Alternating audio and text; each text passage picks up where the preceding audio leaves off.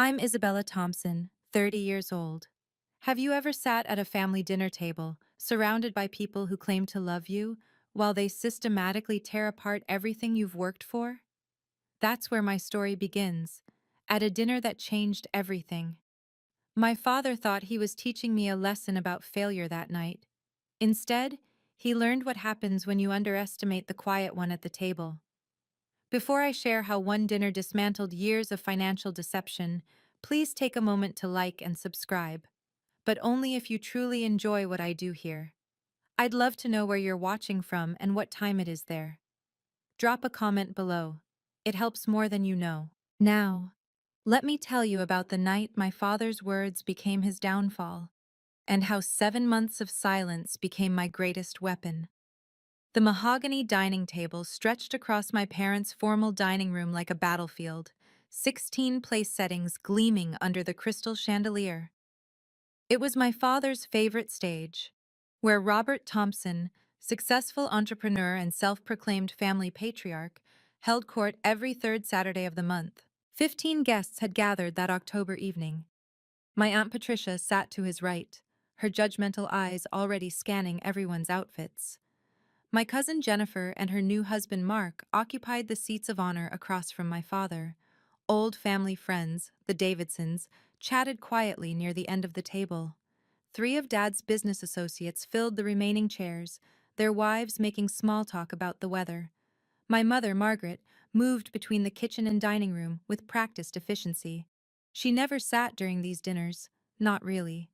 Even when she pulled out her chair, she'd bounce up within seconds to refill someone's glass or fetch another dish. Tonight, she moved like a ghost, serving everyone but never making eye contact, never joining conversations. "Margaret, the wine," my father called out, though his glass was still half full. She materialized instantly, the bottle already in her hand. I watched from my designated spot, 3 seats down on the left, far enough to be ignored but close enough to hear every word. The placement wasn't accidental. In the Thompson family hierarchy, unmarried daughters ranked somewhere between the good china and the household pets. The smell of roasted lamb filled the air, mixing with my father's cologne and the subtle tension that always preceded these gatherings. Dad had already finished his third whiskey. I recognized the signs. The slightly louder laugh, the way he leaned back in his chair like a king surveying his kingdom. Something was coming. I could feel it building like a storm. "So, Isabella," Aunt Patricia's voice cut through the dinner chatter like a well-sharpened knife. "Any special someone we should know about? You're not getting any younger, dear." The table quieted slightly, forks pausing mid-air. This was a familiar dance, but tonight it felt choreographed. "I'm focused on my career right now," I replied, keeping my voice steady. Jennifer laughed, that tinkling sound she'd perfected in her sorority days. She held up her left hand, letting her new 2-carat diamond catch the light. "Oh, Bella, you always say that, but look what I managed to accomplish while still having a career." She glanced at Mark with practiced adoration. "Some of us can have it all." "That's a beautiful ring," Mrs. Davidson offered kindly, trying to redirect the conversation. But my father was already leaning forward, his eyes glinting with something I'd seen too many times before. The whiskey had loosened his tongue just enough. "Jennifer understands priorities," he said, raising his glass toward my cousin. 28 years old and already building a real future. A husband, a home, probably babies soon. He took a long sip. "That's what success looks like." My mother's hands trembled slightly as she set down a serving dish. "Now Isabella here," Dad continued, his voice taking on that performative quality he used in board meetings. "She thinks a laptop can keep her warm at night. Thinks a job title means something when she comes home to an empty apartment." "Robert," Mr. Davidson said quietly, but my father was already standing, glass in hand. "No, no, let me finish.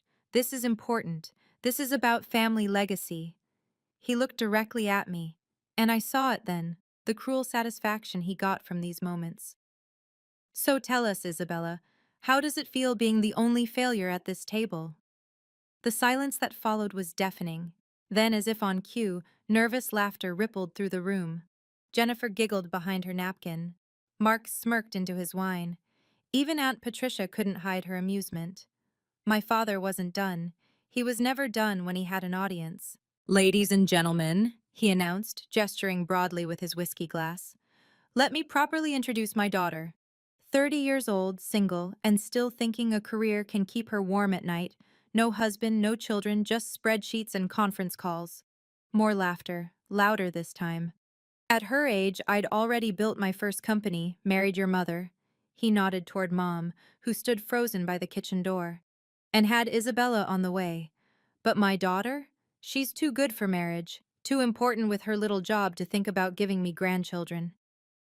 "It's not a little job," I said quietly, my hand finding my phone in my pocket. "What was that?" He cupped his ear mockingly. "Did the spinster say something?" "Robert, please," my mother whispered, but he waved her off. "No, Margaret, she needs to hear this. All these years of expensive education, and what do we have to show for it? Jennifer here, younger, smarter, prettier. She figured it out. But Isabella?" He shook his head with theatrical disappointment. 30 and alone. That's not success, sweetheart. That's just sad. The business associates shifted uncomfortably. Mr. Davidson cleared his throat, but nobody defended me. Nobody ever did. I gripped my phone tighter, feeling the weight of the folder in my bag against my chair. 7 months of preparation, 7 months of waiting for exactly the right moment. My father raised his glass one more time. To real success, to family values, to knowing what actually matters in life. Everyone raised their glasses, everyone except me. As glasses clinked around me, my mind drifted to all the moments that led to this one. It started when I was 12, bringing home straight A's only to hear, "Good grades won't find you a husband." At 16, when I won the state mathematics competition, he told the neighbors I was compensating for not being pretty enough. My full scholarship to Northwestern? A waste, since you'll quit working when you have babies. The MBA from Wharton, that I'd funded myself through loans and 70-hour work weeks, meant nothing to him. When I made senior manager at 27, he told everyone at Christmas dinner that I was playing career woman, while my biological clock ticked away. The worst part was how he'd rewritten history. Before I refused to marry his business partner's son 2 years ago, that chinless wonder who thought women shouldn't work after marriage, Dad used to brag about me. I'd been his brilliant daughter then, his future CEO. But the moment I said no to that arranged relationship, I became the family disappointment. "Your sister had 3 kids by 30, he'd remind me, though my sister Kelly lived across the country now, barely calling anymore. "Your cousins all married well," he'd say, as if Jennifer's husband's trust fund was an achievement she'd earned. Every accomplishment I'd fought for became evidence of my failure as a woman. Every promotion was another year wasted not finding a husband. Every success in my career was proof that I had my priorities wrong. "Isabella, are you even listening?" My father's voice snapped me back to the present. "I asked you to stand up and give a toast to Jennifer, to someone who actually understands what success means." I looked at my mother, still hovering by the kitchen door, her eyes pleading with me to just comply. Just this once. Just like always. I started to rise from my chair when my mother suddenly appeared at my shoulder, her hand gentle but insistent on my arm. "Please, Isabella," she whispered, so quietly only I could hear. "Don't make him angry. You know how he gets about money when he's upset." Money. Always money with her these days. The way she flinched when he mentioned bank accounts. The way she never bought anything without asking first. "Mom, just apologize," she breathed, her fingers trembling against my sleeve. "Say you're sorry for disappointing him. Please." Around us, the guests waited. Jennifer had her phone out, probably ready to capture whatever humiliation came next. Aunt Patricia nodded approvingly at my mother's intervention. "That's right, Margaret," Aunt Patricia said loudly. "Help her understand. Some of us appreciate traditional values. Some of us understand that a woman's greatest achievement is her family. Hear, hear, Mark chimed in, earning an approving look from my father. Mr. Davidson's wife touched his arm, whispering something, but he just shook his head slightly. Even the Davidsons, who'd known me since I was 5, wouldn't speak up. The 3 business associates studied their plates as if the lamb held the secrets of the universe. I was completely alone at a table full of people. Stand up, Isabella, my father commanded. Show some respect for once in your life. My mother's grip tightened. Please, she mouthed silently, and I saw something in her eyes I'd never noticed before. Fear. Real, bone-deep fear. What are you so afraid of, Mom? I asked quietly. She pulled back as if I'd slapped her, glancing nervously at my father. I'm not. I just want everyone to have a nice evening. But I saw the truth in that glance. She was terrified. And suddenly, I wondered what else I'd been missing all these years. If you've ever felt invisible at your own family table, drop a comment below. I read every single one, and your stories give me strength to share mine. It's amazing how many of us have sat through these moments, believing we had no choice but to endure them. But here's what I learned that night. Sometimes the quietest person at the table holds the most power. The key is knowing when to use it. Stay with me. What happens next changed everything. And I mean everything. The woman who walked into that dinner and the one who left were 2 completely different people. My father set down his glass with deliberate force, the sound sharp against the mahogany table. Since you seem incapable of showing basic gratitude, he said, his voice taking on that dangerous edge I knew too well. Let me make something crystal clear. I've been very patient with your lifestyle choices, Isabella. Very generous, considering. Generous? The word slipped out before I could stop it. Yes, generous. He pulled out his phone with theatrical flair. I spoke with my lawyer last week. Did a little estate planning update. You see, family money should go to actual family. People who understand what that word means. Jennifer leaned forward, eyes bright with interest. My mother went completely still. I've restructured everything, he continued, scrolling through his phone. Jennifer and Mark will be the primary beneficiaries now. They're building something real, a legacy. While you? He looked up, his smile cold. You've chosen your career over family, so live with that choice. Robert, Mr. Davidson interjected carefully, perhaps this isn't the time. It's the perfect time, Bill. Isabella needs to understand consequences. My father stood again, commanding the room. The Thompson Family Trust, the investment properties, the portfolio I've built over 30 years, none of it goes to someone who spits on family values. You refuse to marry, refuse to have children, refuse to be a real woman, he cut me off. So I'm refusing to subsidize your selfishness anymore. Last week's changes are already filed. Irrevocable. The room held its breath. Jennifer couldn't hide her smile. Mark actually raised his glass slightly as if in toast. Real family members get real inheritance, my father declared. And Isabella, you're barely family anymore. Just a disappointment with my last name. My phone buzzed in my pocket. A text. I didn't need to look to know what it said. My mother's chair scraped against the floor as she suddenly stood, her hands visibly shaking as she reached for empty plates that didn't need clearing. Margaret, sit down, my father commanded. The help can clear later. I just thought, the dessert, she stammered, her voice barely above a whisper. I said sit. She sank back into her chair like a marionette with cut strings. That's when I noticed she wasn't wearing the pearl necklace he'd given her for their 25th anniversary. Or any jewelry at all, actually.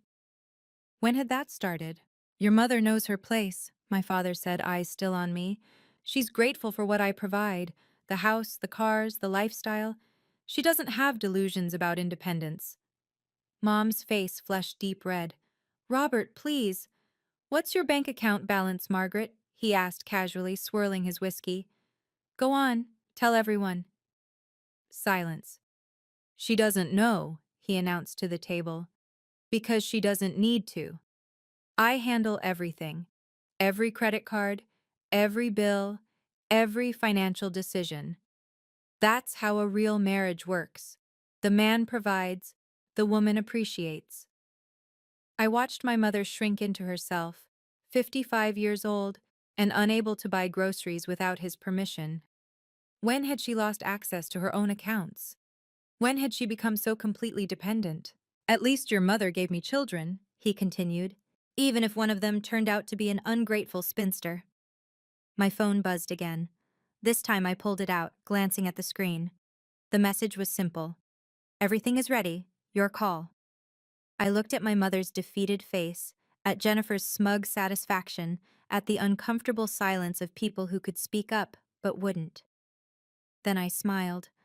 For the first time all evening, I genuinely smiled. You're right, Dad, I said calmly. Money is power. You taught me that. Finally, some sense from you, my father said, mistaking my calm for surrender. Tell me, Dad, I said, setting my phone face down on the table. Still playing CEO at work? His eyes narrowed. Playing? I built that company from nothing. Interesting choice of words. I took a sip of water. I manage millions. Managing other people's money isn't success, he scoffed. It's being a glorified accountant. But can't manage a relationship, Jennifer added, earning an approving nod from him. Quality over quantity, I replied, looking directly at Mark, who shifted uncomfortably. Quality? My father laughed harshly. What quality? You're alone, Isabella. Completely alone. At least I know where my money goes. The words hung in the air. My mother's eyes widened slightly. My father's jaw clenched. What's that supposed to mean? Nothing, I said evenly. Just that financial transparency is important. Wouldn't you agree? Don't get smart with me. I learned from the best. I turned to Mr. Davidson. You handle corporate accounts, right, Bill? Must be interesting tracking where company funds actually go. Mr. Davidson looked confused but nodded slowly. Transparency is essential in business. Exactly. I smiled at my father. Every transaction tells a story. Enough riddles, Aunt Patricia interjected. Robert's right. You need to apologize for your attitude. My attitude? I laughed softly. Is that what we're calling it? Show some respect, Mark said, puffing up beside Jennifer. Your father deserves better. Does he? I asked. Tell me, Mark, what exactly does he deserve? My father slammed his hand on the table. I deserve a daughter who isn't a complete failure. Define failure, I said calmly. You, 30, single, barren, alone. And you? I asked. What are you? The question seemed to confuse him. Good. He had no idea what was coming. I'm a success, my father roared, standing so forcefully his chair tipped backward. I'm everything you're not. Please, everyone, let's calm down, Mrs. Davidson tried, but my father was beyond reasoning. Look at you, he continued, his voice dripping with disgust. 30 years old and nothing to show for it but a job title. Your biological clock is screaming, and you're too selfish to listen. Robert! Mr. Davidson stood up. That's quite enough. No, Bill, she needs to hear this. He turned back to me. You're going to die alone, Isabella. Alone in some sterile apartment, surrounded by spreadsheets instead of grandchildren. Jennifer actually applauded softly. Someone had to say it. You know what your problem is? My father leaned across the table. You think you're better than everyone. Too good for marriage, too important for motherhood. But you're not special, Isabella. You're just broken. My mother was crying silently now, tears streaming down her face. Every woman at this table has figured it out except you, he gestured around the room. They understand their purpose, but you're an evolutionary dead end. That's a bit harsh, one of the business associates muttered, but his wife shushed him. Harsh? It's honest. My father picked up his whiskey, draining it. 30 years I invested in her. Private schools, college, everything. And this is my return? A bitter spinster who'll never give me grandchildren? You have Kelly's kids, I reminded him quietly. Kelly married properly, had children properly, did everything properly. He refilled his glass with shaking hands. Not like you. You're nothing but a disappointment with an expense account. The room was suffocating. Everyone stared at me, waiting for me to break, to cry, to run. Instead, I remained perfectly still, my hand resting on my phone. Now, my father said, raising his freshly filled glass, we're going to do this properly. Everyone, raise your glasses to Jennifer, to real success, to someone who actually makes their family proud. Glasses rose around the table. The crystal caught the light, creating small rainbows on the walls. Even Mr. Davidson reluctantly lifted his glass, though he wouldn't meet my eyes. And you, my father pointed at me, are going to stand up and toast your cousin. Tell everyone how proud you are of someone who didn't waste their youth on meaningless ambitions. Robert, please, my mother begged. Stand up, he bellowed. I rose slowly, my phone in one hand, reaching for my water glass with the other. Go on, Jennifer smirked. Tell everyone how successful I am, how I have everything you don't. That's right, my father nodded. Say it, Isabella. Admit what you are. Say the words, I'm a failure, and Jennifer is everything I'm not. The room held its breath. Aunt Patricia leaned forward eagerly. Mark had his phone out, recording. Even the business associates had given up pretending not to watch. Say it, my father commanded, or get out of my house forever. I looked around the table, at these people who'd watched me grow up, who'd celebrated my graduations, attended my birthday parties, claimed to care about me. Not one of them would stand up for me, not one. You want me to make a toast? I asked, pulling out my phone. Finally, my father said triumphantly. I unlocked my phone, opened an app, and set it on the table. Then I reached into my bag and pulled out a manila folder, thick with documents. I'll do you one better, I said, my voice carrying clearly through the room. I'll tell you all a story about success. Real success. My phone lit up with a notification. A simple message. Transfer complete. All systems ready. What are you doing? My father demanded, but I held up one finger, asking for patience. 7 months ago, I began, still standing, something interesting happened. Dad, do you remember that night in March? You came home from your business trip to Miami? His face flickered with something. Confusion, concern. You were celebrating. You'd closed some big deal, you said. Had too much champagne on the plane. I opened the folder, pulling out the first document. You asked me to help you with some paperwork, said your eyes were too tired to read the fine print. I don't remember. You were very insistent, said it was just routine business documents, trust arrangements, power of attorney for the company transitions. I held up the paper. You signed everything I put in front of you. My mother looked between us, confused. Jennifer's smile faltered slightly. That was also the night you mentioned needing to restructure some assets, I continued. You were so chatty. Alcohol always did loosen your tongue. What's your point? Aunt Patricia snapped. More career woman nonsense? My point, I said, pulling out my phone again, is that success comes in many forms.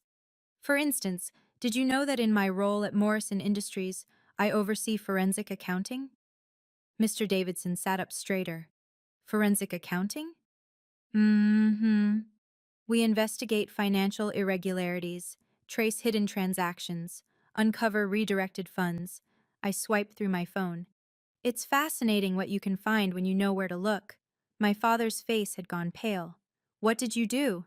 Nothing yet, I said calmly. But the night is young, and unlike you, Dad, I actually read the fine print, every single word. The folder felt heavy with possibility.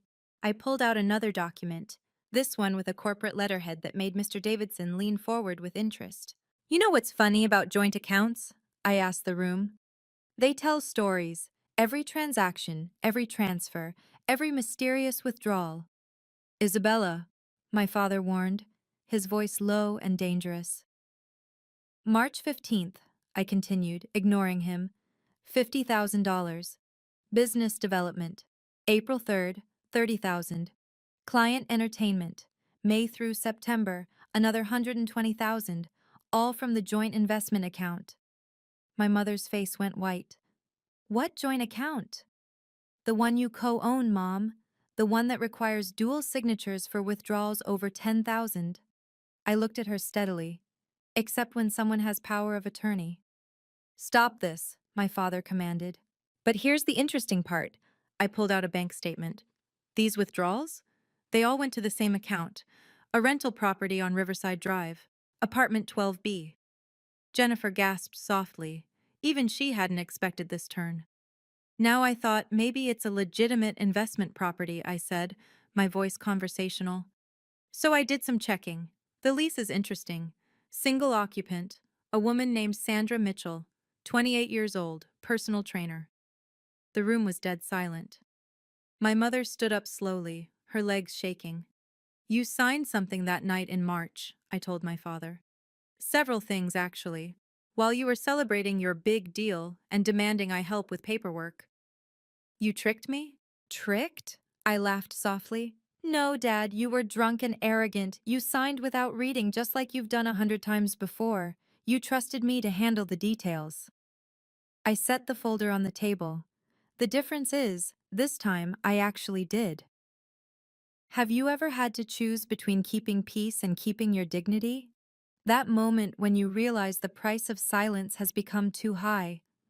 The decision I made next wasn't easy, but it was necessary. If this resonates with you, please share this story with someone who needs to hear it. Your support helps me reach others who might be facing similar situations.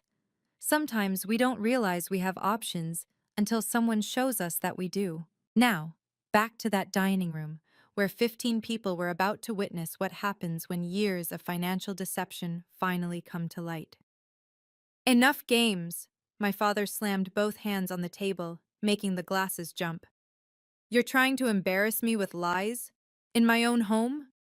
Embarrass you? I remained calm. Like you've embarrassed me for the past hour?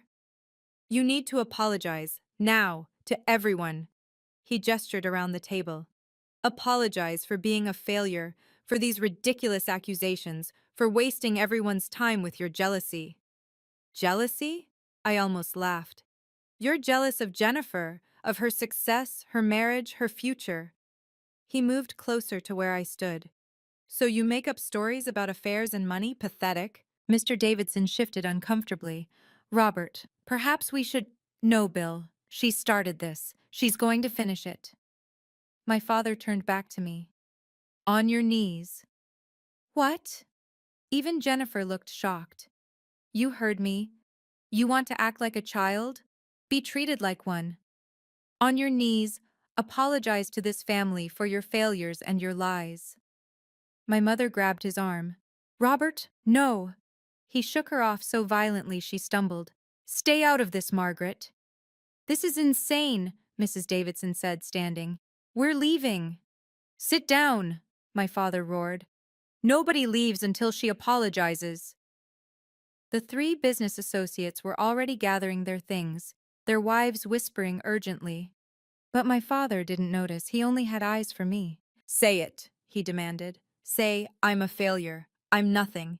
I'm sorry for disappointing everyone. I looked at this man who'd raised me, who'd once pushed me on swings and taught me to ride a bike, who'd become this monster who needed to destroy me to feel powerful. You want me to kneel? I asked quietly. Yes. In front of everyone. Yes. I nodded slowly. Okay, but first, you should probably check your phone. Check my phone? He pulled it out aggressively. For what? More of your games? Just check your banking app, I suggested. Any of them. This is ridiculous. But his fingers moved across the screen anyway. The room watched as his expression shifted from anger to confusion. What did you— His voice trailed off as he swiped frantically. Having trouble logging in? I asked innocently. Say it! He looked up, his face red. Say you're a failure! Say it now! Jennifer laughed nervously. Uncle Robert's right. Just apologize, Isabella. This is getting weird. Weird? I turned to my cousin. You want to know what's weird? A father who tracks his adult daughter's ovulation cycle, who sends her articles about egg freezing, who tells waitresses she's single and desperate. You're deflecting, Aunt Patricia said. Just admit you're jealous and— I'm not jealous, I interrupted. I'm free. There's a difference. My father threw his phone on the table. You think you're so clever? You're nothing. A barren, bitter woman who'll die alone with her spreadsheets. Robert, Mr. Davidson stood up. That's enough. It's never enough, my father shouted. She needs to learn her place. I pulled another document from the folder. Speaking of places, Dad, do you want to tell Mom about Sandra's place, or should I? My mother was standing perfectly still, her face a mask of controlled pain. She'd known. Of course she'd known. There's nothing to tell, he said, but his voice wavered. Nothing? I smiled, that same cold smile he'd given me earlier. Then you won't mind if I share some photos? From your business trips? The room held its breath.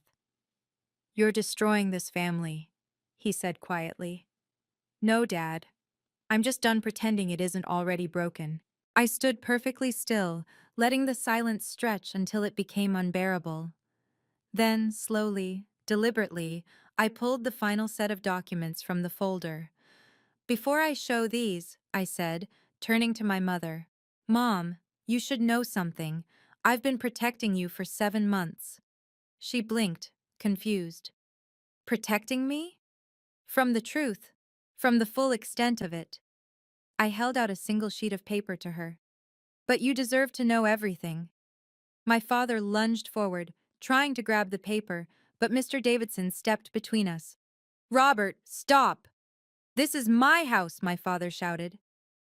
Actually, I said calmly, that's one of the things we need to discuss. My mother took the paper with trembling hands.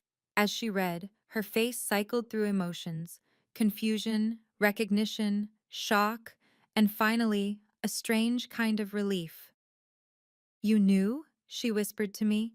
I've known everything since March. Jennifer stood up, Mark beside her. What's going on? Uncle Robert? Your uncle, I said, never taking my eyes off my father, has been very busy, building his legacy, as he likes to say. Shut up, he hissed. Or what? I asked. You'll disinherit me? Already done. Kick me out? I was leaving anyway. Destroy my reputation? You've been doing that for years. I turned to address the room. You all came here tonight to witness something.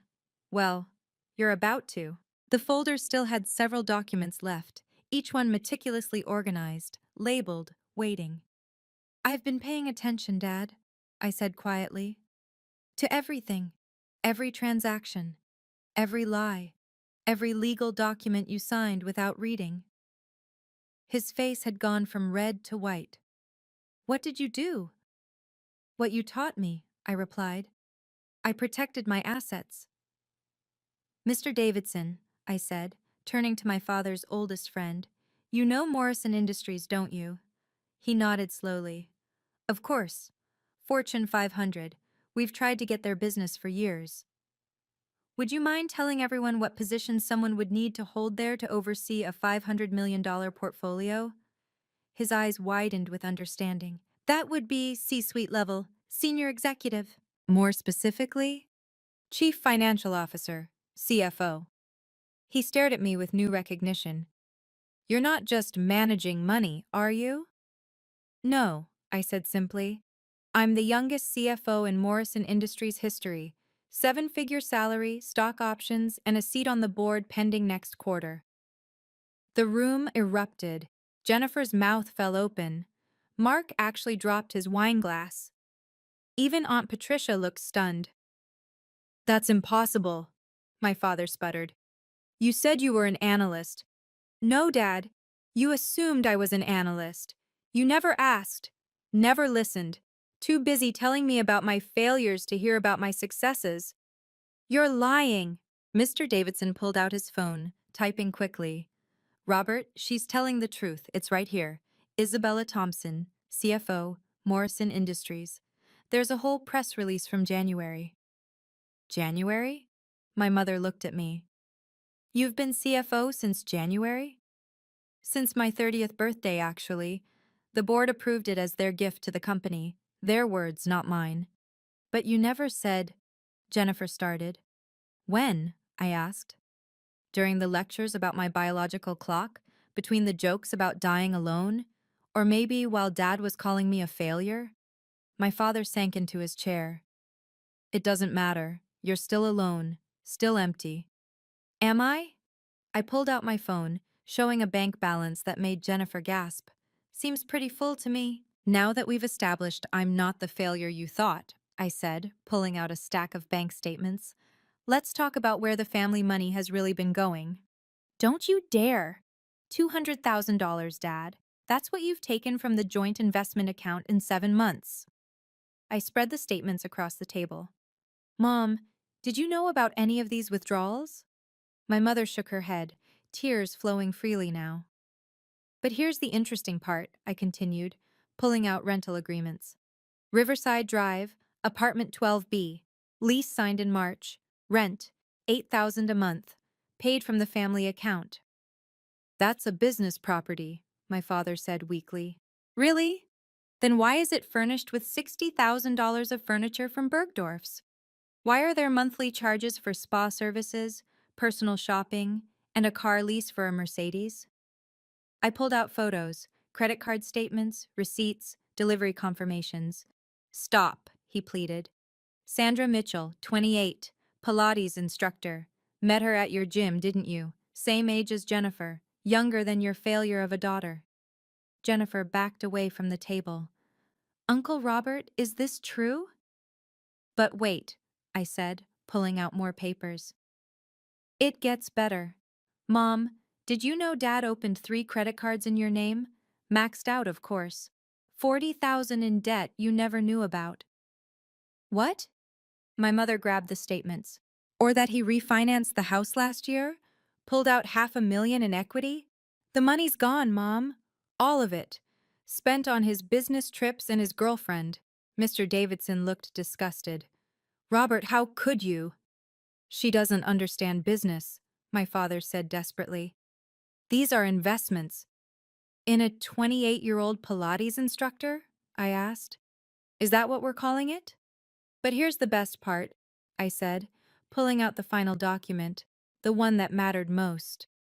Dad, remember that night in March, when you were so drunk you could barely stand? His face went gray.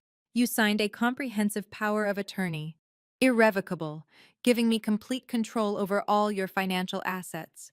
I held up the document, his signature clear at the bottom. You were so eager to have me handle the boring paperwork while you celebrated. That's not legal. Actually, it is, Mark said quietly, finally speaking up. Everyone turned to stare at him. I'm a contract lawyer. That's completely binding if properly witnessed and notarized. Which it was, I confirmed, by 2 Morrison Industries executives who happened to be at the restaurant that night. Completely legal, completely binding. You tricked me! No, I saved you. For 7 months I've been managing everything. Paying your bills, your mortgage, your credit cards, even your girlfriend's rent. I smiled coldly. I've been the only thing standing between you and complete financial ruin. You can't. I can. I have been. Check your phone again, Dad. Really look this time. He grabbed his phone, fingers shaking as he opened app after app. His face grew paler with each swipe. Everything's frozen, he whispered. Not frozen, transferred. To accounts only I control. Every asset, every investment, every penny that wasn't already spent on Sandra. I gathered my documents. For 7 months, you've been completely dependent on me. The failure, the spinster, the disappointment. Give it back! He stood, lunging toward me again. No. The simple words stopped him cold.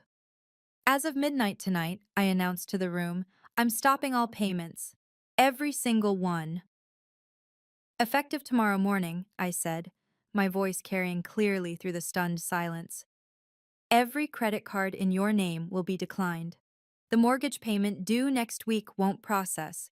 Your car payments, insurance, country club membership, all of it stops. You can't do this. He was shaking now, real fear replacing the anger. I can and I am. I turned to my mother. Mom, I've set up an account in your name only. 6 months of living expenses fully funded.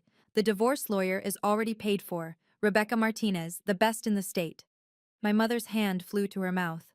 The house is leveraged to the maximum, I continued. It'll have to be sold, but Mom will get half of whatever's left after the debts are paid. The court will make sure of that. This is theft, my father shouted. No, this is consequence. I pulled out one final paper. This is a full accounting of every dollar you've stolen from Mom's inheritance, from the joint accounts, from the family trust. Your lawyer can explain how bad this looks in divorce court. Nobody will believe you. They don't have to believe me. The paper trail speaks for itself. I looked around the room. 7 months of documentation. Every receipt, every transfer, every lie. Jennifer was crying now, mascara running down her cheeks. Uncle Robert, how could you do this to Aunt Margaret? Your business creditors will be very interested to know your company credit line was secured with falsified documents, I added. That's fraud, by the way. Please, he begged, all bravado gone. Isabella, please. The way you said please when you demanded I get on my knees, that kind of please? Mr. Davidson stood. We should go. This is a family matter now. But nobody moved. They all wanted to see how this ended. My father grabbed his phone again, frantically calling his lawyer. Jim, I need you to... His face crumbled as he listened. What do you mean conflict of interest? She's my daughter. He hung up, immediately dialing another number. His bank, his broker, anyone who might help. But it was Saturday night, and even if it wasn't, there was nothing they could do. The contracts are airtight, Mark said quietly to Jennifer. I'm looking at them now. She's had 7 months to make sure everything was perfect. You planned this, my father said, his voice hollow. You've been planning this since March. Since the night you came home drunk and bragging about your sweet young thing on the side? Yes. I picked up my bag. Since you laughed about how Mom was too stupid to notice the missing money? Absolutely. I gave you everything. You gave me trauma and criticism. I earned everything else myself. He turned desperately to the room. Someone help me. Bill, you understand business. This can't be legal. Mr. Davidson shook his head. You signed the papers, Robert. You gave her complete authority. While drunk. Still conscious. Still legal. Mark confirmed. Any first-year law student could tell you that. My father sank into his chair, finally understanding the full scope of his situation. No money, no assets, no control. Everything he'd built his identity on, gone. The apartment lease is in your name, I told him. Sandra's apartment. It's paid through the end of the month. After that, you're on your own. This failure, he whispered, looking at me with genuine bewilderment. This disappointment just destroyed me. No, Dad, you destroyed yourself. I just stopped enabling it.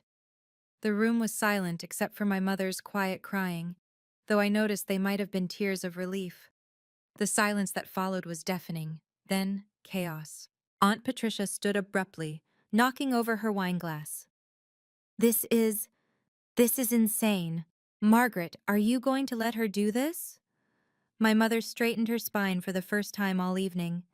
He's been cheating on me for 2 years, Patricia, stealing my inheritance. What would you have me do? But family, Bo. Family? Mom laughed bitterly. Where was family when he humiliated our daughter? When you all sat here laughing at her?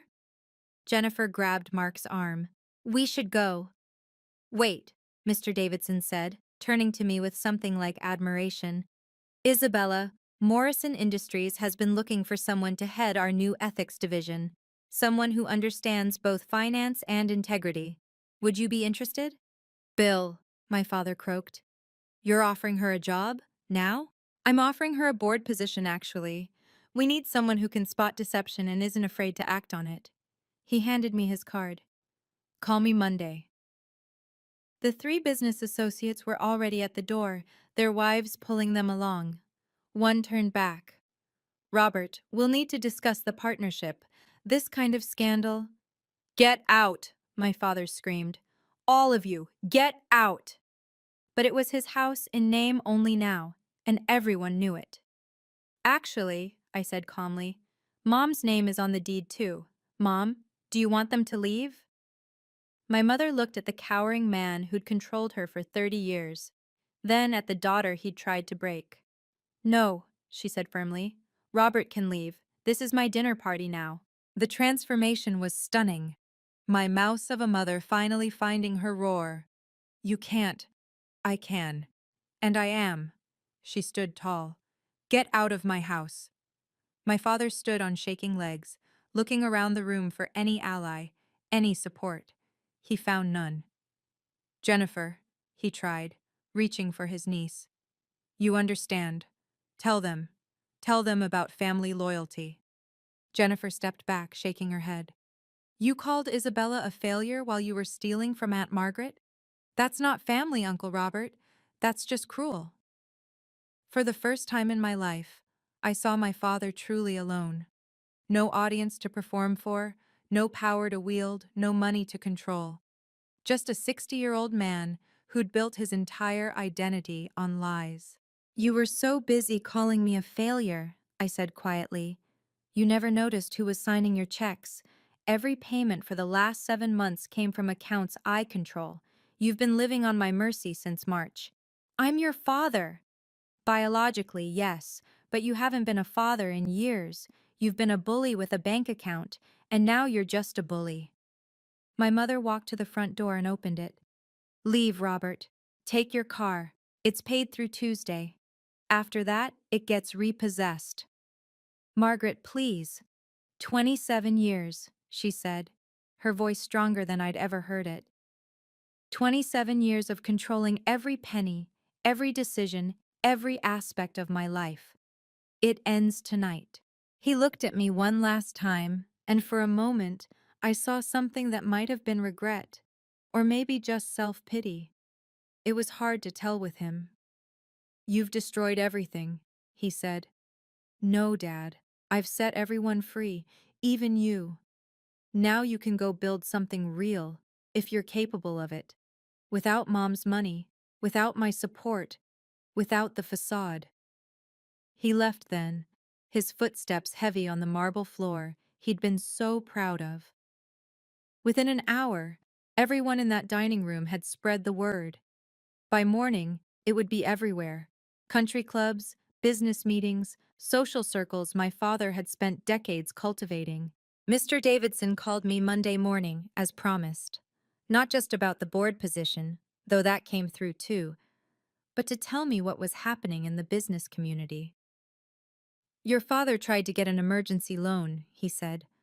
5 banks turned him down. Word travels fast when someone's been exposed for fraud. The girlfriend, Sandra? She'd cleared out the apartment the very next day. Apparently, she'd been recording their conversations too, planning her own exit strategy. She even sent me a thank you note for accelerating her timeline. I had to respect the hustle.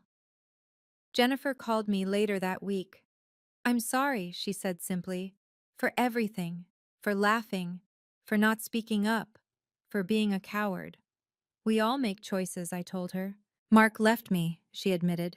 Said if I could laugh at family being destroyed like that, what would I do to him? I felt no satisfaction in her pain, just a sad recognition that my father's poison had spread further than even I'd realized. 3 months later, the divorce was finalized. Mom got the house in the settlement. Turns out judges don't look kindly on financial abuse and infidelity. She sold it immediately, bought a small condo near the beach, and started taking art classes. I haven't painted in 30 years, she told me over lunch. Your father said it was a waste of time. My father? Last I heard, he was working as a consultant for a small firm in Jersey. living in a studio apartment, dating someone age appropriate who didn't know about his past. Maybe he'd learned something, maybe not. It wasn't my concern anymore. 6 months after that dinner, I sat in my new office, board director at Morrison Industries, the youngest in company history. The wall behind my desk held my diplomas, awards, and a single photo. Mom and me at her art show, both of us genuinely smiling. She'd found herself after 27 years of being erased. Started therapy, joined a support group for financial abuse survivors, even began dating a kind widower from her painting class. I spent so many years afraid, she told me. Afraid of being alone, of having nothing, of his anger. But you showed me something that night, that the fear of staying was worse than the fear of leaving. I'd established new rules for my life. Clear boundaries, professionally maintained, no lending money to family who hadn't spoken to me in years but suddenly remembered I existed. No attending family gatherings where my presence was tolerated rather than welcomed. No apologizing for my success, my choices, or my standards. No explaining why being single at 31 didn't make me a failure. Jennifer reached out occasionally, trying to rebuild something from the ashes of our relationship. I was cordial but careful. Trust, once broken by laughter at your lowest moment, doesn't easily repair. I learned something important, I told her during one coffee meeting. Setting boundaries isn't cruel. Staying silent while being abused is. She nodded, understanding. Do you ever regret it? What you did to Uncle Robert? I didn't do anything to him, I corrected. I simply stopped enabling his behavior. There's a difference between revenge and consequences. But you planned it, for months. I protected myself and my mother, legally, ethically, professionally. I stood to leave. That's not revenge, that's self-defense. Looking back now, I realize that dinner was the best thing that ever happened to me. Not because I enjoyed watching my father fall, I didn't, but because it forced me to stop seeking approval from someone incapable of giving it. Success isn't about meeting other people's expectations. It's not about marriage by 30 or children by 35 or any other arbitrary timeline society creates. Success is building a life that's truly yours, with values you've chosen, boundaries you maintain, and relationships that nurture rather than diminish you. My father called me a failure because I wouldn't follow his script. But I was never failing. I was writing my own story, one where a woman's worth isn't measured by her relationship status or her willingness to be small. The most powerful thing you can do isn't seeking revenge or proving others wrong. It's simply stopping the enabling, stopping the financial support, stopping the emotional labor for people who don't value it. That night, I didn't destroy my father. His own choices did that. I just stopped catching him when he fell. Your worth isn't determined by your relationship status, your reproductive choices, or anyone else's expectations. You deserve respect, not because of what you produce or whom you marry, but because you exist.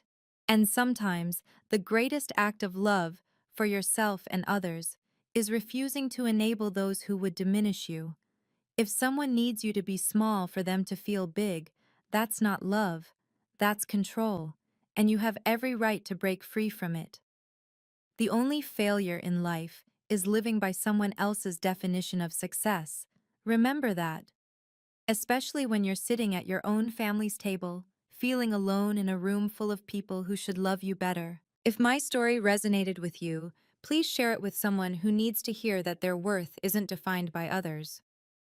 What boundaries have you had to set with family? Share your story in the comments. I read and respond to as many as I can. Subscribe for more stories about finding strength in unexpected places. And remember, sometimes the most powerful thing you can do is simply stop enabling those who disrespect you. Until next time, this is Isabella Thompson, reminding you that you deserve respect, regardless of your choices. You are enough, exactly as you are.